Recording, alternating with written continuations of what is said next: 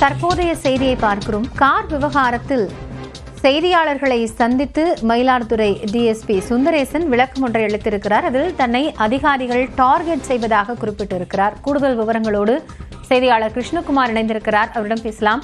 கிருஷ்ணகுமார், இப்போ இந்த கார் விவகாரம் தொடர்பாக மாவட்ட காவல்துறை ஏற்கனவே ஒரு விளக்கம் கொடுத்திருந்தது. அதன் பிறகு அது மாற்றப்பட்டிருந்தது. தற்போது அவரே செய்தியாளர் சந்திப்பில் தெரிவித்திருக்கிறார்.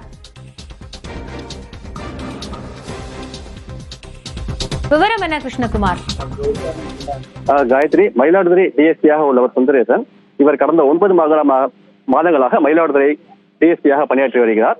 இன்று காலை இவர் தனது வீட்டில் இருந்து தனது டிஎஸ்பி அலுவலகத்துக்கு நடந்தே சென்றது பரபரப்பை ஏற்படுத்தியது.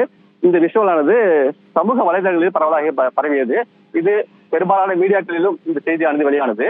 இந்நிலையில் மாவட்ட காவல்துறை சார்பில் ஒரு விளக்கம் தரப்பட்டிருந்தது.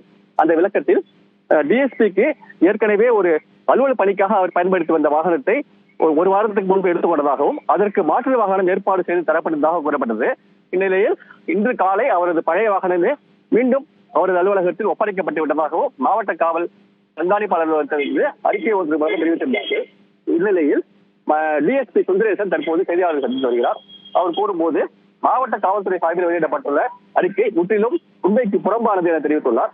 அவர் மேலும் கூறுகையில் அந்த வாகனத்தை அன்று அமைச்சர் மெய்யநாதன் அவர்களின் பயன்பாட்டுக்காக பெற்று அதை பயன்படுத்தாமல் எஸ்பி அலுவலகத்தில் நிறுத்தி வைத்திருந்ததாகவும் தனக்கு வாகனம் வேண்டுமென்றே தரப்படாமல் மறுத்ததாகவும் கூறப்படுகிறது.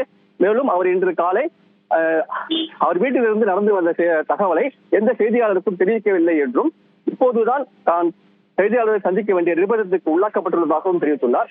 மேலும் அவர் தொடர்ச்சியாக சென்னையிலிருந்து தரப்படும் அழுத்தம் காரணமாகவே தன்னை இங்கே மாவட்ட நிர்வாகத்தினர் பணி நிர்பந்தத்துக்கு உள்ளாக்குவதாகவும் அவர் தெரிவித்துள்ளார். காயத்ரி, நன்றி கிருஷ்ணகுமார், இது குறித்த தற்போதைய விவரங்களுக்காக.